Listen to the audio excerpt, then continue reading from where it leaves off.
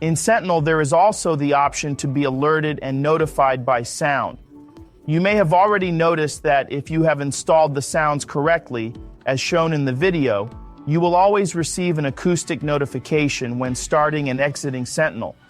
You can freely select these files via the Settings window or RTS real-time settings here under Alerts.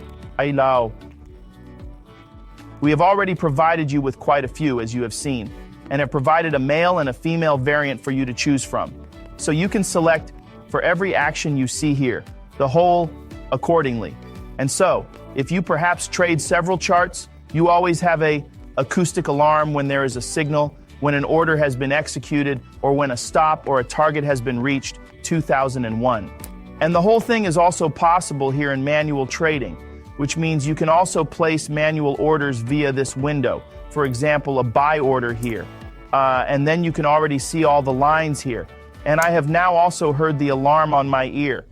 Unfortunately, it is not displayed for you, but the sounds can also be heard via...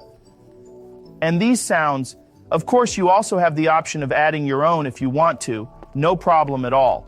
But we have already prepared some basic sounds for this purpose. We hope that you can work well with them and that the